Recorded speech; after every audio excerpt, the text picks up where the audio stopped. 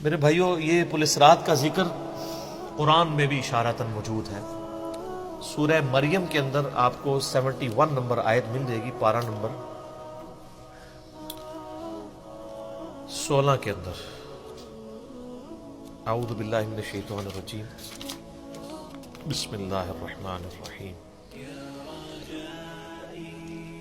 دوزخ کے کانٹیکسٹ میں گفتگو کرتے ہوئے اللہ تعالیٰ فرماتا ہے وَإِن مِّنكُمْ إِلَّا وَارِدُهَا، اور کوئی بھی تم میں سے ایسا نہیں ہے مگر یہ کہ اسے دوزخ سے گزرنا پڑے گا۔ كَانَ عَلَى رَبِّهِ حَتْمًا مَقْضِيًّا، یہ تمہارے رب کی طرف سے تقدیر میں شدنی بات ہے، یہ ڈیسٹنی تمہارے لیے مقرر ہے کہ تم سب کو آگ کے اوپر سے گزرنا پڑے گا، چاہے کوئی جن ہے، انسان ہے، وہ پیغمبر ہے، صحابی ہے، تابعی ہے، نیک ہے، بد ہے، سب کو ایک دفعہ گزرنا پڑے گا۔ پھر کیا ہوگا؟ ثم ننجی الذین اتقوا ونذر الظالمین فیہا جثیا، پھر ہم نجات دے دیں گے اہل تقوی کو، اور جو ظالم ہیں ان کو گھٹنوں کے بل اسی دوزخ میں رہنے دیں گے۔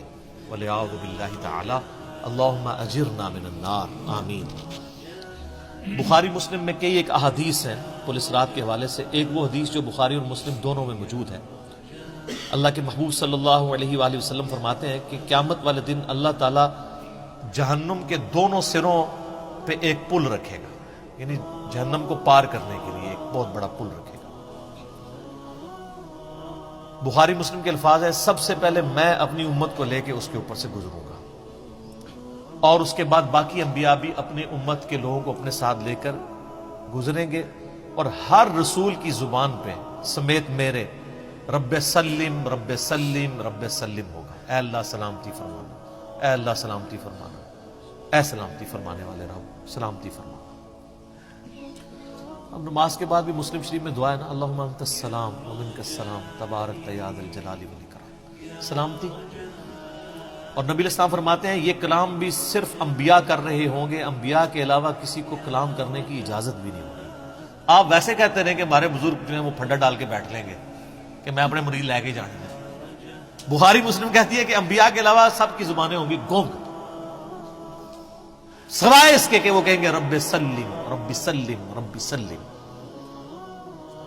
پھر نبی علیہ السلام فرماتے ہیں کہ بخاری مسلم کے الفاظ ہے کہ جب لوگ پولیس رات سے گزر رہے ہوں گے نا، تو پولیس رات کے دونوں جانب آنکڑے لگے ہوئے ہوں گے، جس طرح کے کانٹے ہوتے ہیں،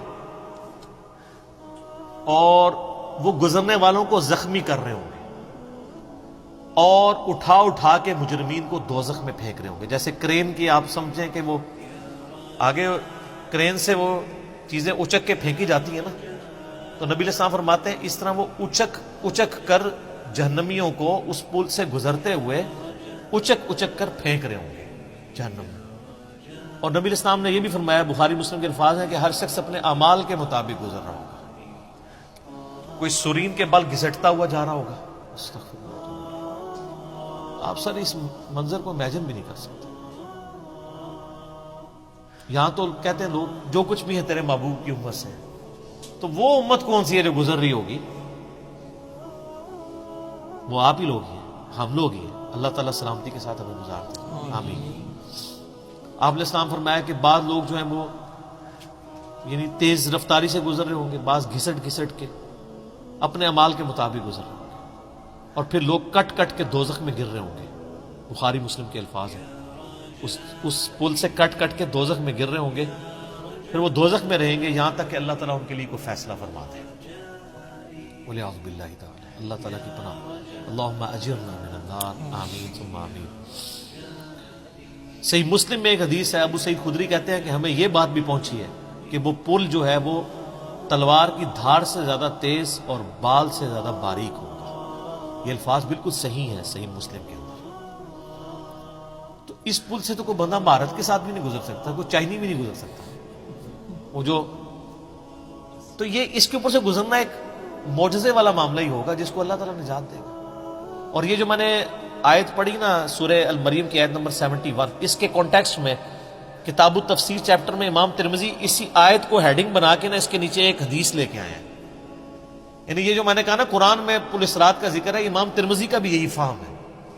انہوں نے اس آیت کی ہیڈنگ بنا کے جامعہ ترمذی میں حدیث لی ہے بالکل صحیح سند کے ساتھ پل صراط کے حوالے سے، کہ نبی صلی اللہ علیہ وآلہ وسلم نے ارشاد فرمایا کہ یہ پل صراط جہنم پہ رکھا ہوا ایک پل ہے جس پر سے لوگوں کو گزرنا پڑے گا اور ہر شخص اپنے اعمال کے مطابق گزرے گا.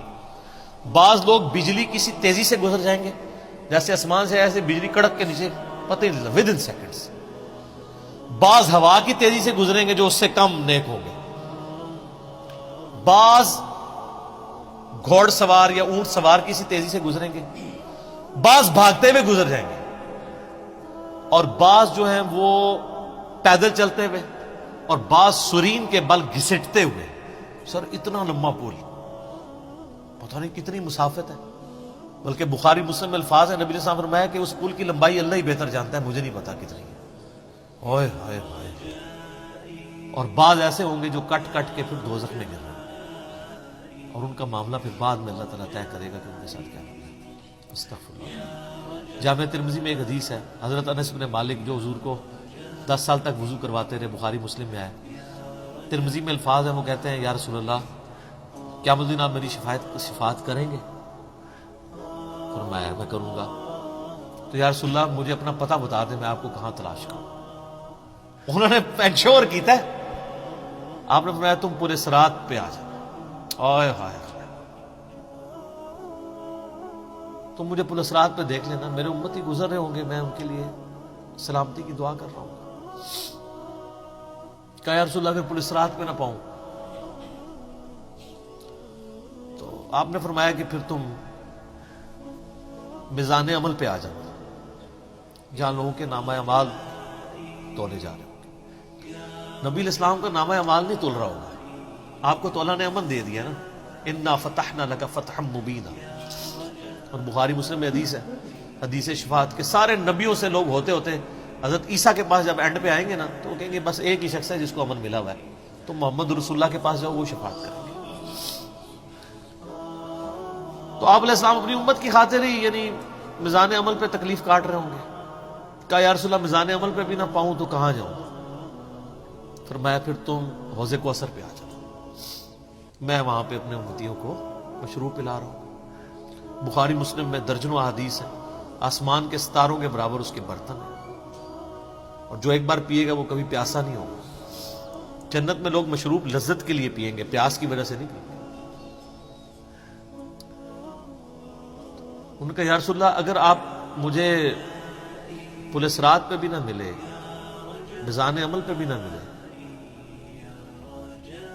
اور آپ صلی اللہ علیہ وآلہ وسلم حوض کوثر پہ مجھے نہ ملے، تو پھر میں آپ کو کہاں تلاش کروں؟ آپ فرمایا تم مجھے تلاش کرنا، میں ان تین میں سے کسی ایک جگہ پہ ہوں. تو بخاری مسلم میں پھر یہ بھی آتا ہے کہ میرے حوض کوثر پہ کچھ لوگ لائے جائیں گے، میں کہوں گا اصحابی اصحابی، میرے ساتھی ہیں. مجھے بتایا جائے گا کہ آپ کے بعد یہ دین سے الٹے قدم پھر گئے تھے، انہوں نے دین میں بدعتیں جاری کر دی تھی. آپ فرماتے ہیں میں کہوں گا سحقا سحقا لمن غیر بعدی، کو دور کر دو مجھ سے، میرا ان سے کوئی تعلق نہیں. بخاری مسلم میں الفاظ ہیں، عبداللہ ابن ابی ملیکہ جب یہ حدیث بیان کرتے تھے تو کہتے تھے اے اللہ ہم تیری پناہ میں آتے ہیں اس چیز سے کہ تیرے نبی کی وفات کے بعد ان کے دین سے الٹے قدم پھر جائیں. یہ وہی لوگ ہیں جو حضور کی وفات کے بعد مرتد ہو گئے تھے، مسلمہ کذاب کے ساتھ مل گئے، منکرین زکوٰۃ میں شامل ہو گئے، سیدنا ابوبکر کے خلاف کھڑے ہو گئے. اور یہ صرف قانوناً صحابہ کے بارے میں صرف یہ حدیث نہیں ہے، عام امتیوں کے بارے میں الگ سے حدیثیں ہیں بخاری مسلم. یہ نہ سمجھیں یہ پچھلے لوگوں کے لیے، قیامت تک کے لیے جن لوگوں نے دین میں بدعتیں جاری کی ان کے لیے حدیثیں ہیں. اس میں امتی کے الفاظ میں ہیں، وہ بھی بخاری مسلم. اور امت کیا کر رہی ہے؟ صحیح مسلم میں حدیث ہے، نبی علیہ السلام ایک دن اتنا روئے اور ساتھ ساتھ آیتیں پڑھ رہے ہیں قرآن کی. پہلے آپ نے سورہ ابراہیم کی وہ آیت پڑھی جس کا ترجمہ یوں ہے کہ ابراہیم علیہ السلام کہتے ہیں اے اللہ شیطان نے کتنے لوگوں کو بہکا دیا، تو جو شیطان کے رستے پہ چلا میرا اس سے کوئی تعلق نہیں ہے، یعنی اعلان برات کر دیا اپنے ماننے والوں سے. پھر آپ نے سورہ مائدہ کی وہ آیات پڑھی جس میں حضرت عیسیٰ علیہ السلام کی اور اللہ کی قیامت کے دن گفتگو ہوگی. اس میں عیسیٰ ابن مریم کہیں گے اے اللہ جب تک میں ان میں موجود تھا میں ان پر گواہ تھا، جب تو نے مجھے اٹھا لیا پھر تو اور تیرا ان کا تیری مرضی، ان کو عذاب دے یا چھوڑ، اعلان برات۔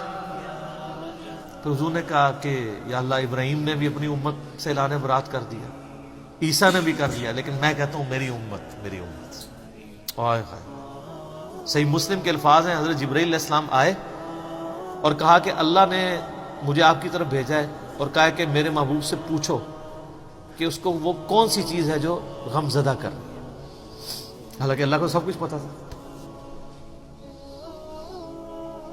آپ نے فرمایا میری امت۔ تو جبرائیل علیہ السلام نے پھر اللہ کی طرف سے بشارت دی کہ نبی علیہ السلام کو کہ اللہ تعالیٰ فرماتا ہے کہ اے نبی آپ غم زدہ نہ ہو، ہم آپ کو آپ کی امت کے معاملے میں قیامت والے دن رسوا نہیں کریں گے۔ تو سبحان اللہ تو ہم پڑھتے ہیں، لیکن ہمارے ایسے کردوت نہ ہو کہ سحقن سحقن لمن غیر آبادی نہ ہو جائے کہیں، سحقن سحقن لمن بدل آبادی نہ ہو جائے کہیں، یہ بھی تو چانسز ہے۔ استغفر اللہ تو بولی، نبی علیہ السلام نے تو اپنی محبت کا حق ادا کر دیا۔ اور مسلم شریف میں حدیث ہے قیامت کا دن وہ ہے کہ جب ابراہیم علیہ السلام بھی میری طرف متوجہ ہوں گے، جس دن کوئی بھی اللہ کی بارگاہ میں کلام کرنے والا نہیں ہوگا، میں ابراہیم علیہ السلام کی سفارش بھی میں کروں، حضور کی سفارش کے بعد انبیاء کو بولنے کا موقع ملے گا۔ اسی پہ وہ اعلیٰ حضرت کا شعر ہے نا، وہ جہنم میں گرا ان سے جو مستغنی ہوا، ہے خلیل اللہ کو حاجت رسول اللہ کی۔ بل ہم شعر کہہ سکتے ہیں، ہم محبت کے لیے نعرے مار سکتے ہیں، لیکن نبی علیہ السلام نے جو امت کو تعلیمات دی تھیں حجۃ الوداع کے موقع پر، غدیر خم کے موقع کے اوپر، امت نے کسی ایک وصیت کا بھی پاس نہ کیا۔ اب یہ ایک دردناک ٹاپک ہے، جتنی مرضی بات کی جائے نہ ختم ہونے والی ہے۔